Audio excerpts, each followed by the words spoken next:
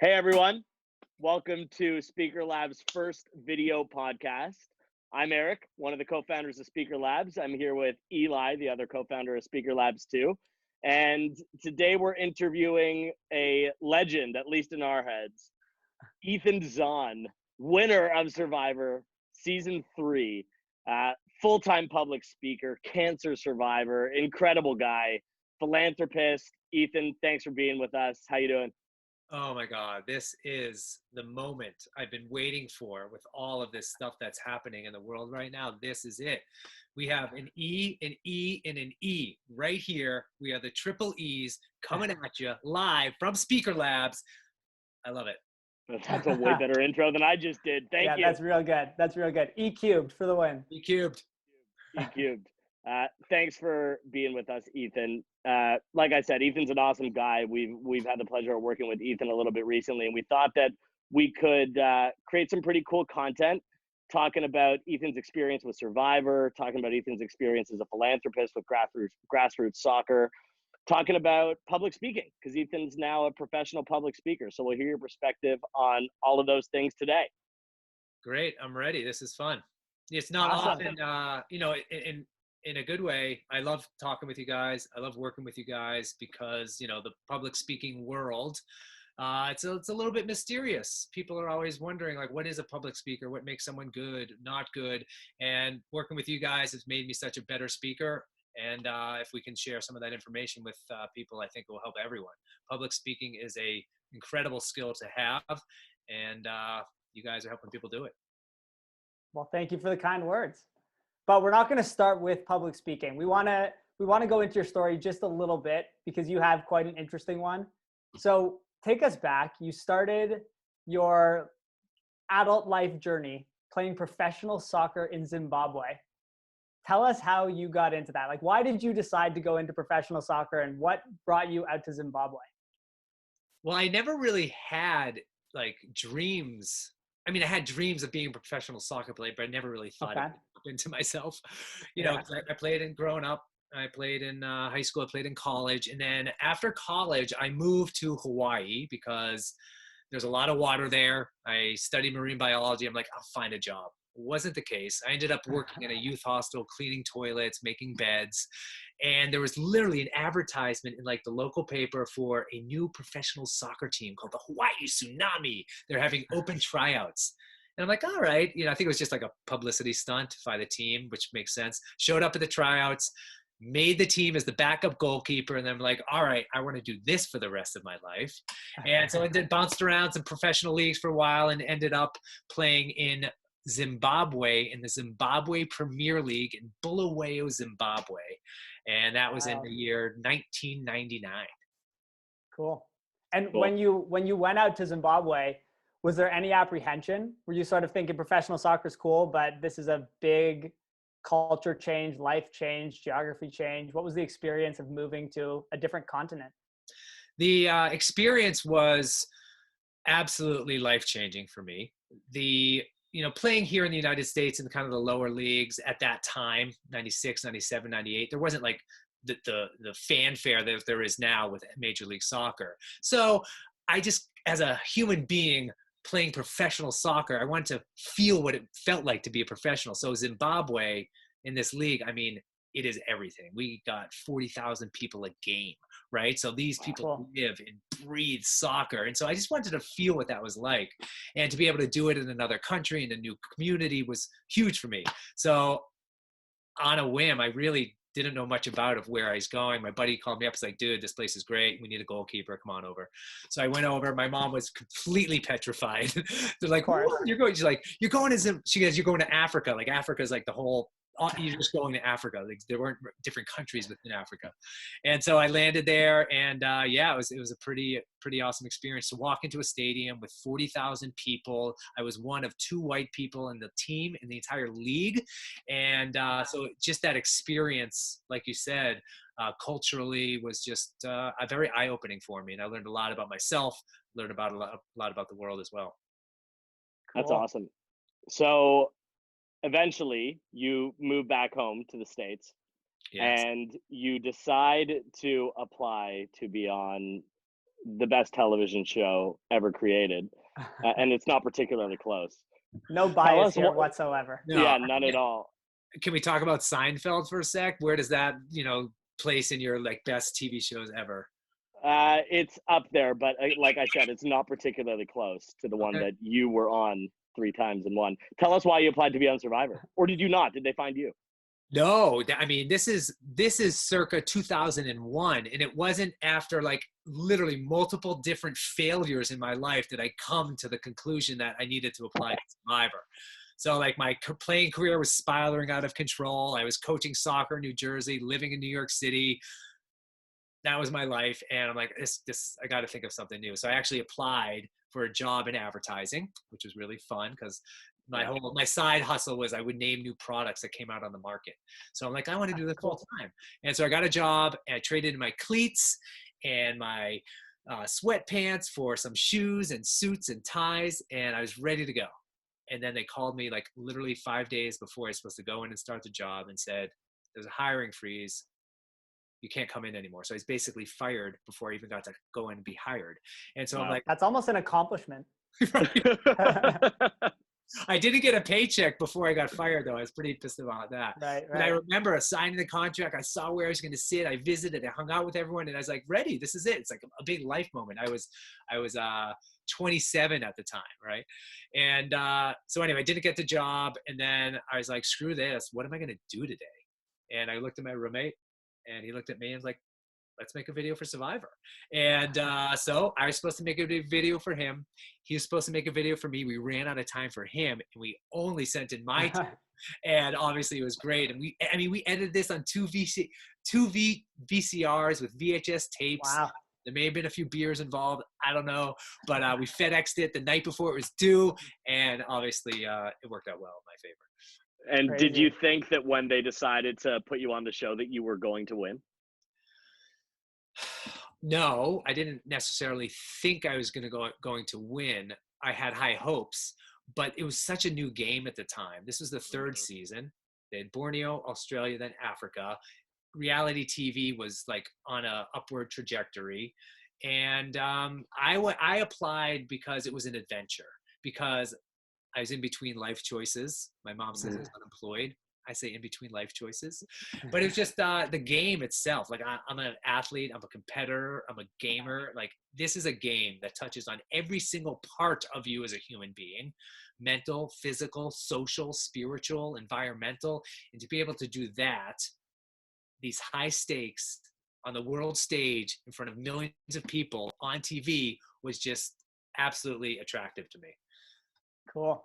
And I mean, you mentioned when you went over to Zimbabwe the first time, let's say you went over to Africa into Zimbabwe, you were nervous, you were kind of uncertain about what the world was going to be like for you. And then you go back to Africa for Survivor. Were you more comfortable going on to Survivor because you had familiarity with the continent? Or was it still brand new? Because as you mentioned, Africa is a big place with a lot of different countries and elements to it. I think I was better prepared, to be honest. That's a really good point. Yeah. I don't know how much of a factor just being in Africa was to the other contestants, but I had been there before. I had seen the poverty. I had traveled long distances. I'd been away from my family for extended period of times. I'd played sports and like worked out at a high level at extreme heats, like Survivor Africa. Like we were literally living on the equator, So like, I guess I was used to all that stuff from like it just wasn't a culture shock for me. It wasn't that's how I can kind of level the playing fields in that sense. Yeah. However, I don't necessarily know how much of a difference it made for me, but it maybe a little bit. Yeah, maybe a little bit. Yeah, cool. So then you win Survivor. At what point in the game did you realize that there was a real shot you were going to be the sole survivor? I think the turning point for me was probably around day 6 or day 7. I locked myself into a really strong alliance. Right. Guy by the name of Big Tom, guy by the name of Lex, and we clicked. We had a good thing going, and they did the first ever tribe swap in the history of the show Survivor and Survivor Africa. So when those guys had to leave me, I was incredibly nervous. However, when they came back and we were still set, that's when I really felt, okay, I got a good chance at this thing. We are loyal to each other. We can go to the end of the game together. And that maybe gave me some confidence in how I was playing at that time. Awesome. Cool. So you win Survivor Africa. Yes. Most people would probably, especially a 25-year-old dude, would probably buy themselves a fancy car or something. You decide to start a charity. Yes. Tell us a little bit about that. I got my brother's cars though. Does that count? Okay, cool. No, of course that counts. Okay. Yeah, Cool. that Were, counts. were they sexy What, cars what or kind no? of car? My one brother got a BMW. My other brother got a Land Rover. Oh, so you did both. So you bought sexy cars and you started a charity. Yeah, of course. Tell us about Grassroots. Tell us how you decided to start that and what that's all about. So so obviously because of my time playing soccer in Africa, I kind of was open to and aware of what was happening with HIV and AIDS in the world. And specifically the community that I was living in was decimated. And I saw firsthand what was happening. I saw the pain and the suffering. I had compassion for all these people like going through this situation. However, at that time in my life, I didn't really think I could do anything about it. So I didn't do anything about it. I said, it's not my problem. Someone else will deal with it. Well, then I get back to Africa, but this time through the game of Survivor. And while I was playing the game of Survivor, I actually won a reward challenge where I won 2 goats, which I wasn't so happy about. But I got to take these goats to this little village of Wamba. And before I left this village of Wamba, I was hanging out in the parking lot of Wamba Hospital. And all these little Kenyan children came out and they were touching my white skin and they were playing with my Jufro. You know, like they had never seen anyone like me before. And that's when I busted out this. This was my luxury item. I don't know if you guys remember. This is a replica of my luxury item. This isn't my real luxury item. But I had a hacky sack. So I started just playing hacky sack with this kid, and we're laughing and we're smiling. We're sharing this moment and we're communicating through this sport that we both love. And so before I left this parking lot of the hospital, I asked one of the nurses, why are all these kids just hanging out in the parking lot of a hospital? And she looked at me and she says, these are all the kids that are HIV positive. Wow. Like here I am in the middle of this game, this cutthroat game of Survivor, and I have that real life experience. And it was at that moment I decided that I wanted to do something. So if this show went my way and I won it and I had the money and the platform, I wanted to do something good with it. So I met up with my soccer buddies and we started this charity called Grassroots Soccer. And we are a adolescent health organization that's using the power of soccer to educate, inspire, and mobilize young people to overcome their greatest health challenges in life. Awesome. Cool. And you've helped something like over 2 million people now, right? Yeah, we're in 60 countries. We've graduated 2.9 million kids from the program. Awesome. Wow. Yeah. All Do you from ever a pinch reality show, right? Do you ever pinch yourself with the amount of people that it's impacted? Like the way I like to think about numbers on that scale is like picture your favorite sports stadium full times hundreds. Yes.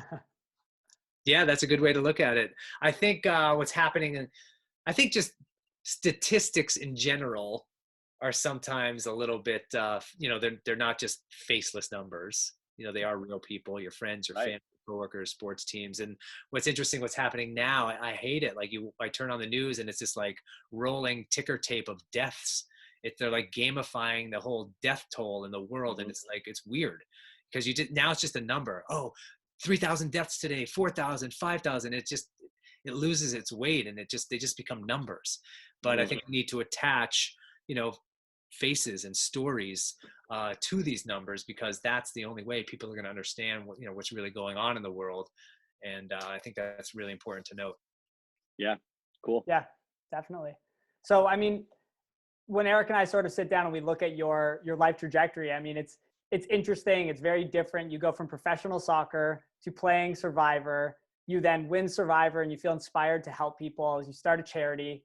And it's like so unique and so interesting and so big. And then you go and you get dealt a really tough hand and you start to deal with your own life adversity. Tell us what that first experience was like when you were told that you had cancer. Well, for me, my only connection to cancer was through my dad. My dad passed away when I was 14 years old from colon cancer. So to me, cancer equaled death.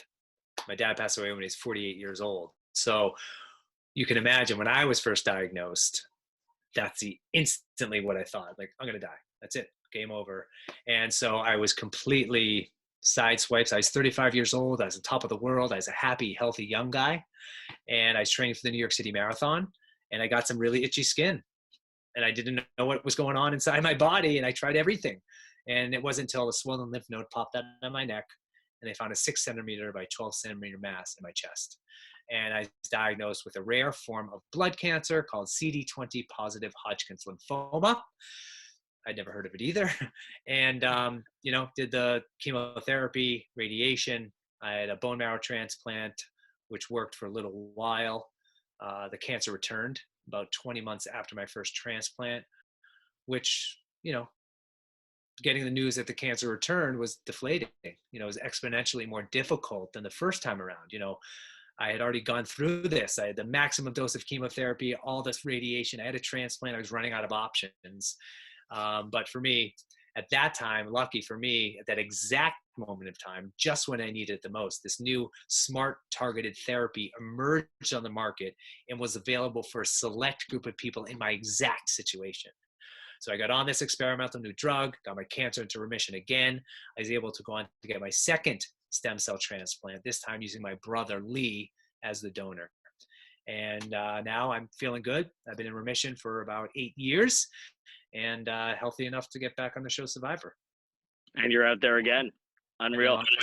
Yeah, right. Totally unreal. Like, it is an absolute miracle that I'm alive, and a miracle that I could get my shit together to be able to, like, mentally and physically, spiritually, to go play this game again. Right. Yeah. Incredible. So you've got an amazing story. You play Survivor, you win Survivor.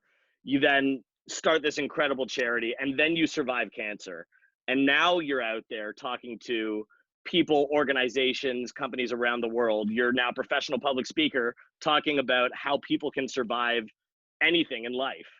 Most people hate public speaking. What made you want to become a professional public speaker? Well, it was one of those things that I didn't really plan to become a public speaker. It kind of just fell into my lap, in the sense that because of the show Survivor, right, people wanted me to show up places. Like, let's go back in time a little bit, getting a little spaceship and go back to 2001. The world was different back then. There was no social media. There's no internet. There's internet, but none of this stuff existed. We'd just been through 9/11. The world was crazy. And there was just this opportunity to go share a message of hope and inspiration, and the TV show Survivor, and I was known as the nice guy, and it just worked out pretty well. So at that time, and I'd done something good with my money, it was just a really neat story. So I started doing, but I was not good at it. I just was not. I would read from a script. I was incredibly nervous. I didn't know, like, how to speak, how to, raise my voice, the hand motions, all my nervous tics. I was a horrible public speaker. But I realized that people listened and people showed up, and I had a real opportunity to share a message, whatever that message would be. So for me, that seemed like a really neat avenue to approach. And I even talk about in my speeches the concept of failure. And I said that earlier because, like, a lot of people are afraid to try new things because of the failure aspect of it.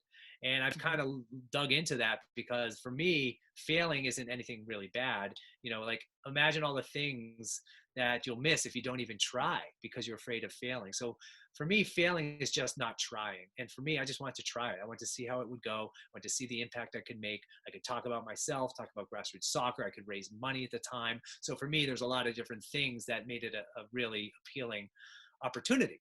And so I tried it, and it worked out well, and I got better each time I spoke, and I really kind of developed my craft and feel pretty good about it all. Cool. Yeah. So how did you get that? How are you able to develop that willingness to fail? That's something that so many people struggle with, that we find when we're training them on how to be better public speakers. And it takes them years and sometimes training and mentorship and coaching to finally be willing to fail. Did you sort of come up with that philosophy on your own? How'd you get there? I feel, it's just sound weird, but growing up as a competitive athlete and playing sports, I was winning and losing on a daily basis. And having the ability to, and I'm a goalkeeper, my entire life is like high stakes. Yeah. I have the best game of my life, but if I let in a goal and we lose, everyone freaking hates me.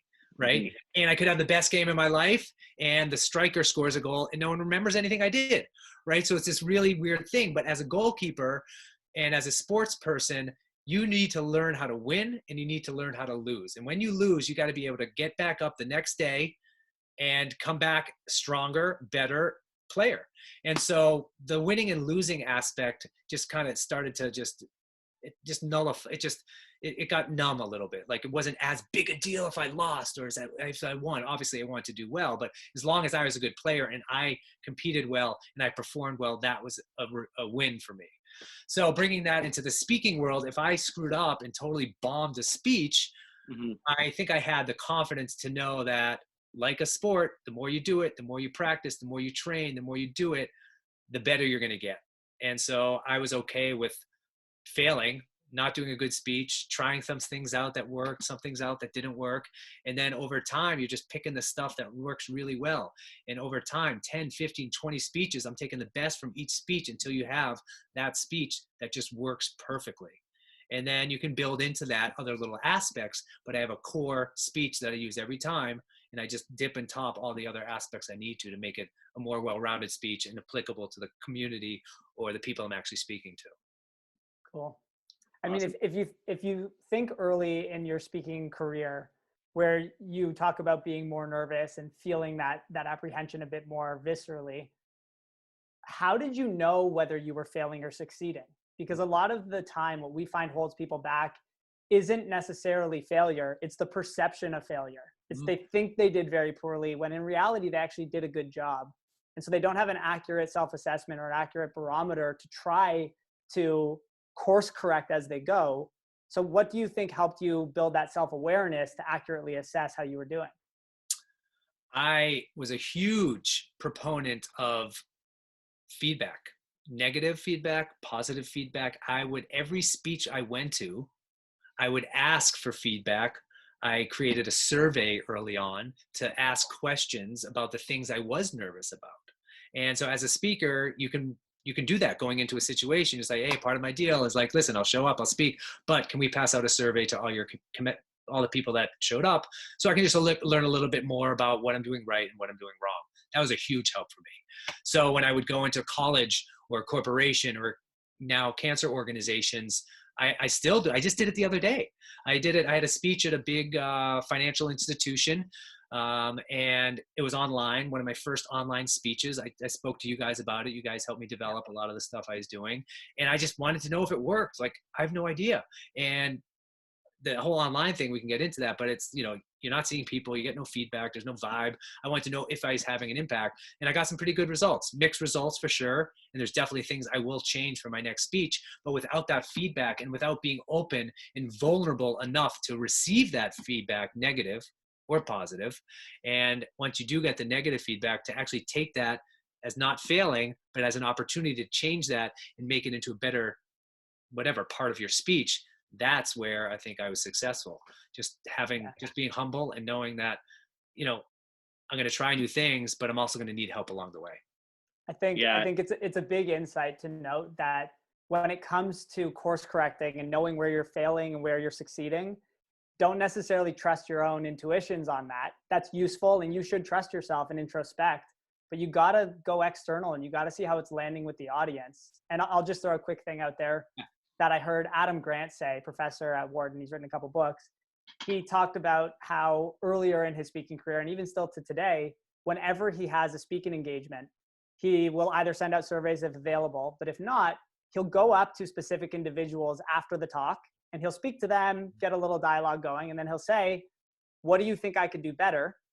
And most of the time people are really nice. So they say, oh, it was fantastic. You're awesome. Don't worry, it was great. And he'll go, you're better than that. You can come up with something useful to make me better. And so he really actively pushes people and solicits feedback so that he can always course correct. So I think that's a big insight that people should run with for sure. Yeah. I was just going to say, Ethan, you're already doing that. Eli and I watched one of your presentations that you were doing virtually, obviously, because it all has to be virtual these days. But we watched your presentation and we gave you only positive feedback, right? We sent you the top 10 reasons why you kicked ass. And you replied to the email saying, thanks, but can you also send me the top 10 reasons why I sucked ass? Yes. and so, getting that negative feedback is really, really important too. Getting compliments isn't always going to make you better. No, getting compliments is like, I know there's good parts of my speech. Everyone has good parts. I want to know the parts that people don't want to hear, because that I gotta edit. And just to be open to, I spoke about it earlier, but to be open to have those, to be confident enough to have the negative side of things happen. And then another thing that really helped me, my mom told me this, but when I was in cancer, like when I was going through chemo, I made the silly choice of speaking at the same time. I was not far enough out of my disease to actually probably give a good speech, but I was doing a bunch of speeches, some talk shows, stuff like that. And what ended up happening was I was saying the things I thought people wanted to hear from a cancer survivor as they're speaking or going through cancer. So like, I'm going to stay a positive attitude. I'm going to beat this thing. I'm going to crush cancer. Like, all the love and support is really making me, strong, and I'm going to get through this. And then I go back to my freaking room and I would cry and I'd throw up and I'd be miserable. And so my mom's like, Ethan, good enough speech, inspirational, but it's not authentic. It's not really what's happening in your life. You need to tell people what's really going on. And so I changed some things and I said, I still cry all day, or I'm throwing up in the toilet, or like I have horrible moments. Like I'm not getting along with my girlfriend. Like once I started being honest, vulnerable, authentic, doors opened for me. And when I tell you, instant connection to people and into their minds, like tears, laughter, people coming up to me after the speech, which never happened before. So that, I don't know, it was just that being real. It's just telling a real story in your own words and being authentic and vulnerable is a game changer for any public speaker. No one wants to hear some dude just, I don't know, just share positive, good stuff that's happening to them all the time, which I fall into that trap as well. But it's the vulnerable side of things that I think connects with people in the audience. Yep. Yeah, that's awesome. That's amazing advice. We always say to people in our programs that vulnerability is like currency. And I don't think we came up with it, but we like saying it. And so I think that's another awesome takeaway for people that are watching. So get vulnerable, get real. Can I pay you in vulnerability, or do I have to pay you in currency? No, you can pay us in vulnerability. We accept vulnerability, for sure. Yes, 100%. So, 100%. A few years after this. So Ethan, I want to dig into that one just a little bit, because I think a lot of the people that we speak to, they understand that conceptually, like speak my truth, like what is real for me, I should share with audiences. And not only will that make them connect me better, but that will make me more comfortable, because I'm not trying to make stuff up. I'm just expressing myself. But we run into people a lot who say, I don't know what I want to say. So how do you get clear on what is real for you versus, like, how do you differentiate between what's real for you and what other people want to hear that you think might be also real for you? There's a little bit of confusion that can happen internally there. Yeah. Any thoughts on that?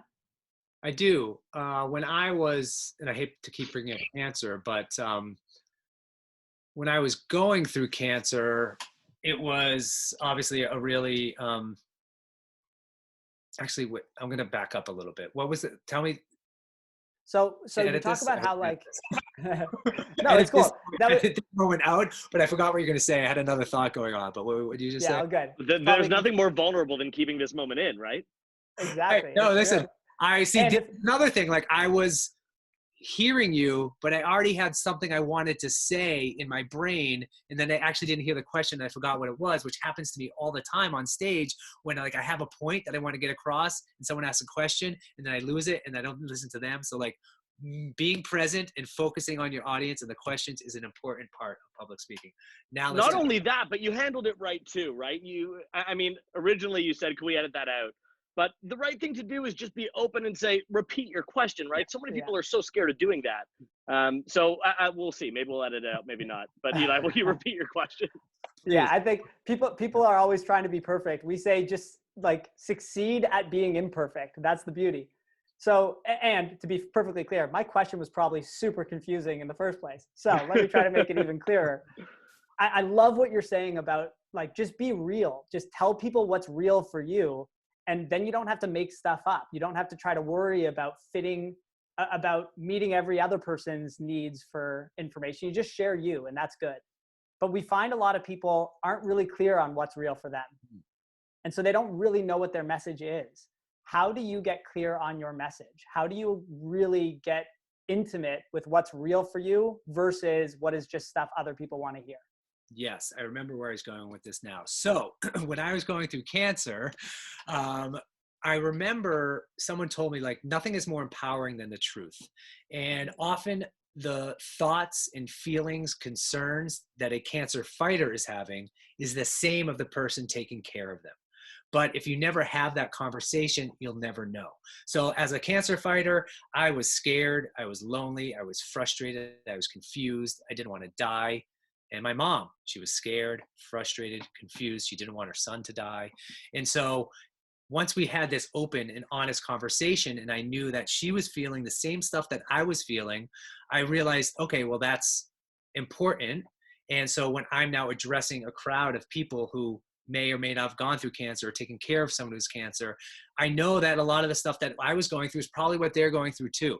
So I could kind of share in that moment. And I feel because I made it out on the other side, and nothing creates comfort and confidence more than knowing you're not facing a challenge alone. That kind of got brought into my speech. So I just kind of wanted to be like someone's best friend that they could lean on and share a moment with. And if I come into that as a speaker, I feel it resonates with the crowd versus, being on a stage with these big lights and all this fancy stuff and a teleprompter. You got to be real with these people, and you got to tell them what's really going on in your life, because that's what makes it a clear message for me. If what's real going on in my life is hopefully going to be real in what's their life. Yeah. I love how a lot of what you just said there was your inner monologue and was your emotions. And I think sometimes people throw out these sayings like, it's okay to fail, but they don't talk about their inner experience of failure or their emotional experience of failure. And I think what I'm hearing is that one of the ways to get really real with yourself so you can express that to an audience is to get clear on your inner monologue and to get clear on your emotions about your life experiences, and then share that with people. Yeah, I mean, I said it in some of my speeches, like I say about know yourself, like know what you bring to the table.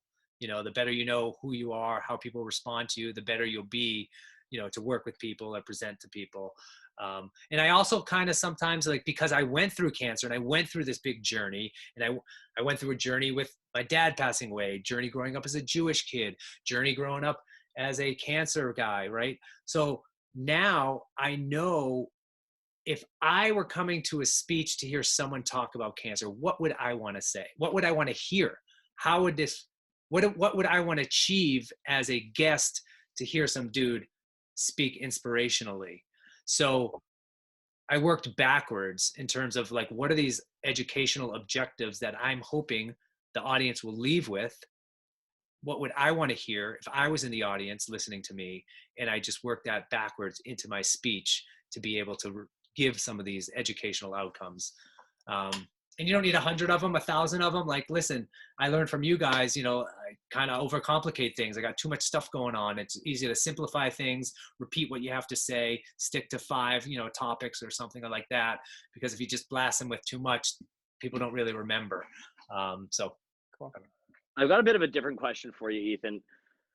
You identified that, but when you started public speaking, you sucked. And now you're pretty good at it. So you know exactly what it's like on either end of that, right? And a lot of people want to know, how do they get better? Do you think anyone can be a good public speaker? Or do you think there's some secret sauce, some like talent that you're either born with or not? I think everyone can be a good public speaker. What makes you say that? So how do you know, as someone who used to be bad and now is good, that anyone can do what you've done? Because getting back to, the whole reason I was on Survivor, and they told me this, because you take personality tests, psychological tests, because I was different from everyone else. Like, where people had peaks, I had valleys. I was not the A-type personality. I am like a reserved introvert. Being in public is like one of my biggest fears. So I really did, not only did I suck, I had to overcome the fear of speaking. And it just gets back to, like, I I worked at it. It didn't just come naturally to me. I worked at it. Like I was training to make a soccer team. I would speak in front of the mirror. You know, I would videotape myself and play it back. I'd get surveys and feedback from people. I hired a speaking coach before you guys, way back in like 2002 for a session, just so I knew. And they were telling me every hand motions, loud voice, soft voice, you know, walk away from the podium, come back to the podium, just like all these tips and tricks that I didn't know. So like, if I was going to do this, I wanted to really do it. And then most importantly, is just practice. It's just getting up there. The more you do it, the more you'll fail, the more you'll succeed, the more you know what works, what doesn't work. And over time, you'll really be able to curate the perfect speech for whatever audience you're going to. Awesome. And it's not like I like when I get, sometimes someone will say, hey, Ethan, can you come speak about aeroscience? And I'm like, we got a lot of money for you. And I'm like, well, it's appealing, it's attractive, but I know it would take a lot of time for me to develop a speech to really be applicable to this group of people. And so you kind of have to have the ability to self-edit and say no to things, even if you think you want to do it and you should be good at it. Because like I have no business talking about aeroscience. If that even exists, I don't even know what that is. But so my point is like kind of know your audience, know who you are. Don't be afraid to say no to some of the opportunities that might come your way. Cool. Awesome. Love hearing you mentioned- say that anyone can be a good public speaker, because we tout that message a lot, and we sometimes get some pushback because people think it's a talent, whereas like there's really no talent to it. It's just communication, right? All it is a different context or court for you to, or field for you to play that skill. And so it's nice to hear that somebody who's gone from one end of the spectrum to the other end of the spectrum believes that as well for everyone else. Yeah. I do. You know, I feel also, and not whatever, like the audience in most situations, the audience you're speaking to is on your side. They're rooting for you. They want you to be a success. They want you to be a good speaker. They want to come out and having fun and learning a little bit something too.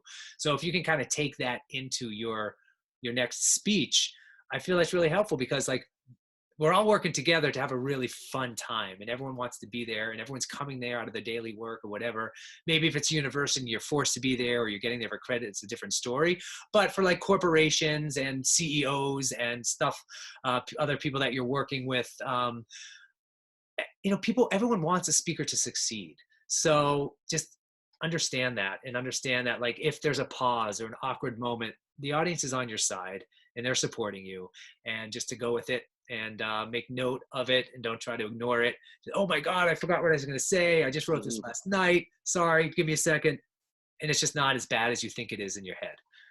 Yeah, that's a huge, huge thing that people don't realize, but they sort of already know it intuitively, right? If you've ever watched a public speaker struggle or completely shit the bed, everything's going horribly, you're not sitting there in the audience rooting for them to fail. That secondhand cringe that you feel for them is horrifying. Everyone in every audience is rooting for the public speaker to succeed. That's a huge, huge thing. Yeah, I mean, the night I first met you guys at this thing called JEDx, with like the Jewish TEDx in Toronto, I was nervous for that one because unfortunately I'm like, I still use a podium most of the time. I still have some notes, and that was like open stage, you know, a little, you know, Britney Spears headphone. I had a teleprompter in front of me, wasn't too comfortable with that. And it just, you know, it felt to me like it was a forced speech. I had a horrible joke about Donald Trump that totally bombed, you know, and you had to work through those things. Mm-hmm. But in the end, I felt like after it was over, I learned a lot about now I feel more comfortable being in that exact situation.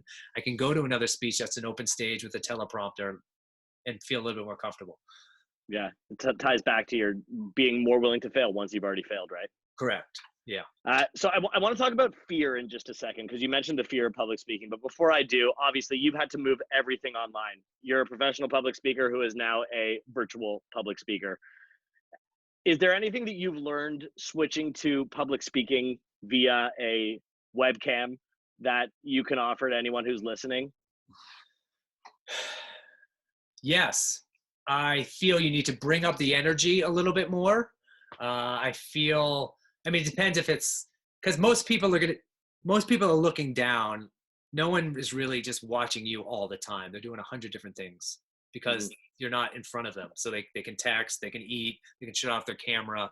So I feel your what you normally might have as a tool in a public situation, like walking around the stage or using big hand motions, kind of disappears. So now all of a sudden you kind of have to do it with your voice and your energy, highs and lows, pauses, speed it up, bring it back a little bit. Obviously no one's laughing at your jokes. So you kind of have to be okay with the silence and understand that and have confidence in your jokes or your lines because you're not going to get the feedback. I've also found that a traditional long form speaking engagement just doesn't work. Like a traditional 30 to 45 minute speech that I'm traditionally giving, it doesn't really work. So Eli, that's bad news for us. We have a 3-hour presentation next week. this format is where I'm getting at. The format. So now what I do is instead of a 30-40 minute speech, I do a 15-minute speech followed with a moderated Q&A where I know the questions. So I know the answers, and the answers are things that I would normally give in my regular speech, but I'm not. I cut them out of my speech. I put them in the form of a question because the interactiveness of a CEO that's interviewing me or another celebrity or someone like you guys makes it just a little bit more interactive. It changes things up. And then after that, I normally just go into traditional question and answers. Cool. Yeah, that's awesome. Change it from a presentation to a conversation. 100%. People are used to now like these Zoom calls, and it's less of like, it just feels less awkward to stand up there and just give a speech with PowerPoint. I'm still trying different stuff out and figuring out what works, what doesn't. I have used PowerPoint in a couple of the presentations. I don't know how they resonated or not, but it's boring to just look at a computer screen and watch some dude speak. So you kind of you got to like switch it up a little bit. And I think just more of a variety in your presentation is going to be helpful for people. Cool. Ethan, do you still get afraid of public speaking? 100%. Definitely. My wife thinks I'm insane because, a lot of the times I'm giving a similar presentation to different groups, yet I still go through the same obsessive, like I'll print it out, I'll practice it, like before. I've been doing this for 15 years and I'm still like, practicing my speeches before I go on. Just because I'm competitive. I want to be the best that I can all the time. And if someone is paying you to show up, which is often my situation, I want to do a good job for them. Like it still blows my mind that people pay me to show up to speak, to be honest. Like obviously it does and it doesn't, but like this whole concept of where I am in my life is just, it still just blows my mind that, so for me, it's always a gift and I just want to do something good. Well, I don't know if you realize just how helpful that answer was. The biggest difference that Eli and I find between aspiring public speakers and great or even professional public speakers is their relationship with fear. And being okay being afraid is the number one thing I think that people have to be. And hopefully, if anyone's listening, hearing that Ethan is a professional public speaker and he is still afraid, that's in a weird way sort of empowering, right? It's never going to go away, period. Stop wanting it to go away. Not going to happen. Even professional public speakers are still afraid sometimes. Agree. I definitely, yeah. So I mean, the general thesis here is like, yes, people get afraid and you have to acknowledge that fear, welcome it, and continue to push forward. But I'd love to know specifically, like, what does make you afraid? What are the thoughts? What are the experiences? What goes through your head when the fear is kicking in? The fear for me is if it's a new audience and a little bit of a new subject matter and I'm trying out some new stuff, that's fearful for me. I sometimes get a little obsessed with like the technology side of things. I just want to make sure things are working. When you're traveling around doing a lot of speeches in different environments, one, you might be in front of the Bima. The other one, you might be in a sports stadium. The other might be like 10 people, might be 1,000 people. So like I could give the same speech one day to a group of 20 people and it might just freaking be off the charts incredible. And the next day give the same exact speech and it could bomb. And so like, I'm always like, why does that happen? And I think a lot of it is me, because I think the audience can tell if you're connecting to the words that you're saying, or if you're just reading something or memorize something. So as a performer, which is kind of what we are in a way. It's a one-man show, one-woman show. I mean, you're saying, I only have one story. I'm saying the same thing everywhere I go. You kind of got to bring it. No, you got to connect with the words. You got to connect with the audience. You got to believe what you're saying. You want to have to be there and make it like, not like, oh, I got to fucking do another speech. Like it is, all that is part of it. The audience can tell. And so when I get nervous when maybe I haven't prepared as well as I should have. Like I said before, the room is awkward. Technology is not working. I'm trying out some new material. Those are the moments I get the most fearful. Yeah, that makes sense. Is there anything you learned? I mean, I presume you already told us you were afraid when you were diagnosed with cancer. You were afraid to go over to Africa to play professional soccer. You were probably afraid to play Survivor. Is there anything you've learned in those other contexts when you've encountered fear that you apply to when you're speaking on a stage? I would say, I guess it gets back to a little bit on even, the sports thing. Like I think I do a little bit better when I do have some of those nerves there. I guess that means like the nerves and the anxiety means that I care, that I want it to be successful, that it gives me a little bit of the energy. I'm not saying I want to live in that anxiety before a speech, but a little of it is okay with me. And it lets me, if I'm not nervous and I'm like, then I start to worry about myself a little bit. I don't know if everyone feels that way, but that's kind of the way I approach things. So you treat fear as your friend. You don't try to beat it. You just let it in, and that gives you a sign that you care about what you're doing. Yeah, I mean, if you let fear dictate choice, you're powerless. Mm-hmm. If you use That's that deep. Yeah, it is. Like, you should print that on t-shirts.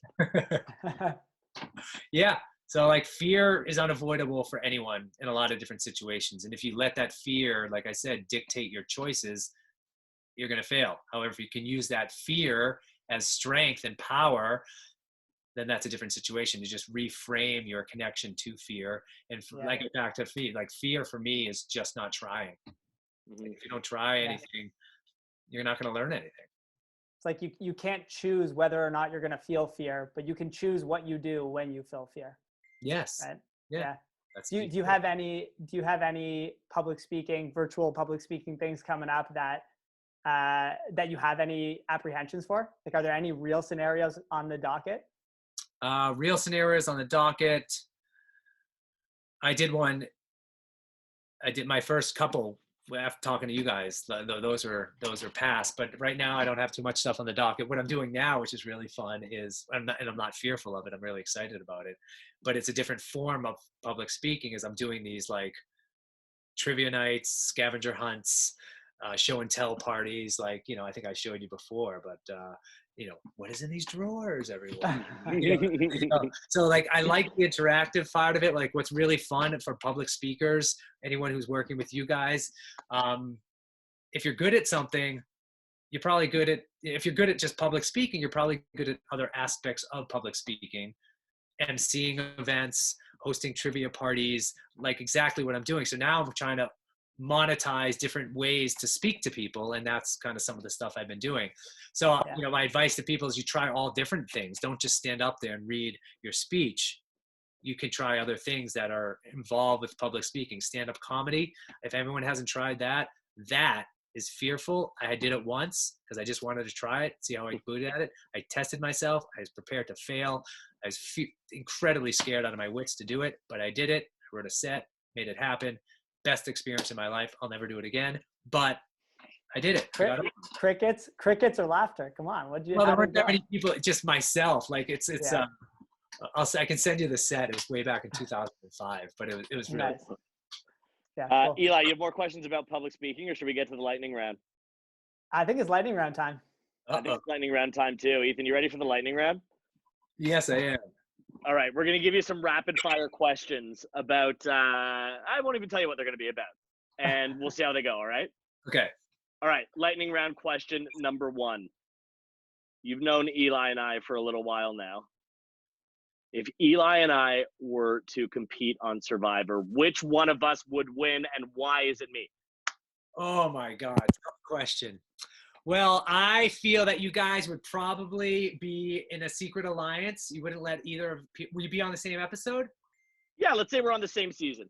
Yeah. Well, I think you guys would be in a secret alliance, and I have a feeling that you wouldn't be able to keep it to yourselves, and people would find out, and then they wouldn't want to you would have to separate the two of you, and therefore I would probably vote off. I don't know. I'd probably vote off Eli first. Just because it said it's you. It's the hair. The hair. When I played Survivor, The hair will keep me there. the hair will keep you there. That is the strategy. Eli, Yes. start growing yours out, and you'll be good. I'm trying. There you go. I'm out of my hat right now. It's only like a matter of days until I take lift off. Right? Malcolm had long hair. Joe had long hair. Tyson, who you're playing with right now. Tyson has long hair. Hair will keep you there. All right. All right. Cool. Eli, you got another lightning round question? Not yet. I'm thinking of a Survivor lightning round question. You go. All right. I've got one. Mind. Lightning round question number 2. What if you could think of one thing like that you could fit on a bumper sticker? What went wrong for you in season 40 of Survivor? Millennials. All right. Well, now I got to hear more. I said bumper sticker, but now what about millennials? Well, I had big visions for myself. Like, I definitely wanted to align with some old school people. I wanted to align with new school people. The person I chose for the new school just didn't work out. This guy by the name of Adam Klein. I think he made some horrible decisions and tried to rush a move, and it just backfired, and I got caught in the crosshairs. And so because of the millennials and their indecision and their impatience in this world, it hit me hard, and I got sent to the edge of extinction. All right. Well, you still have another chance to come back. Yeah. All right. Lightning round question number 3 has to do with Jeff Probst. He's very beloved by the Survivor fan base. This is a 2-part question. Part 1, is Jeff Probst as amazing in person as he seems to those of us on the watching end of the screen? He is. I honestly believe that he is incredibly good at what he does. Those tribal councils, they're tough. They're not just 7 minutes at the end of an episode. They're hours long. And he pulls out the questions. Well, he asks the questions that pull out the right answers from you. And he himself is a great storyteller. If we're talking about speaking and sharing your stories and crafting an arc, he is a master at that. And it comes out at tribal council. He doesn't read anything. It's all off the top of his head, or he's maybe done some stuff before. I have no idea. But he shows up. He's on point. He rarely messes up. And I think he makes something that has the potential to be incredibly cheesy, like Survivor, and he makes it less cheesy. So I think that's a skill. That's a gift. Part 2 of the Jeff Probst related question. Survivor fans want Survivor to go on forever, and hopefully it does. But Jeff Probst can't host it forever. Who would you want to host it next? Maybe Tom Bergeron. And do you know who Tom Bergeron is? I do. He's another game show host. I'm surprised you didn't say yourself, Ethan. I don't want to host that show. You crazy? I mean, I don't think I have what it takes to host that show. But I don't know if the show will go on after Jeff Probst. I think he is a franchise player, man. I think he makes the show what it is today. And without him, it just would be not so special anymore. That's a good answer. Couple more lightning round questions. Survivor was enormous, still is enormous, but was next level enormous the first time you played. And you got pretty famous from it. What was your relationship with fame? Like it, hate it, somewhere in between? I liked it. I really liked it. It opened doors for me. It enabled me to do some things I'd always wanted to do. I think I had a good connection and perspective on it. Like I said yes to everything. I was completely cognizant that it's going to be a flash. Get in, have as much fun as you can, maximize it to your absolute potential. And when it's over, it's over. And that's okay. I had a life before Survivor. I'll have a life after Survivor. So I feel that it was a good thing for me. Cool. Got another one, Eli? Who's the best Survivor player of all time, in your opinion? Of all time? Yeah, can't choose yourself. I mean, I'm going to go with like a Parvati or a Boston Rob. Parvati, Boston Rob. Yeah, I was hoping you'd say Parvati. You too? What? If you had to pick between the two, why is it Parvati? I just feel, she can connect with the women.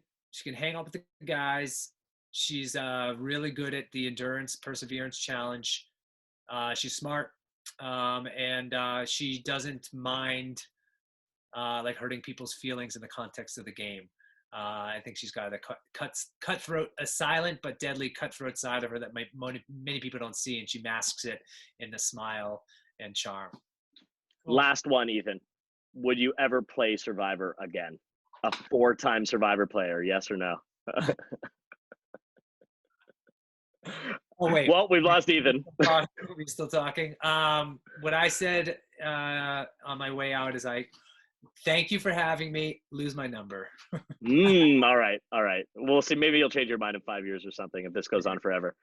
All right, Ethan, that was super, super fun. Thank you so much for hanging out with us. Thanks for giving us advice on public speaking, telling us more about your story and how awesome it is.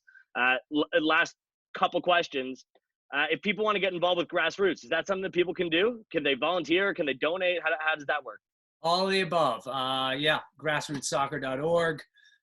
Please check out the website, share it with friends. That's all we can ask. Cool. And we've heard your story. We've heard you public speak. You've got an exceptional story. A lot of people should hear it. If people want to book you, if people want to hear you speak, fireside chats over Zoom, how do they do that? You can visit my website. There's an area that says bookings. You can get in touch with my speaking people, and I would love the opportunity to come share my story with you and your community. Yeah. I mean, we've seen Ethan speak a number of times now, and he's awesome, and you should bring him in to speak at your company or event. Ethan, thanks so much for hanging. This was tons of fun. We'll see you again soon. Thanks for everyone who's watching or listening. Take care, everyone. E cubed out. E cubed out.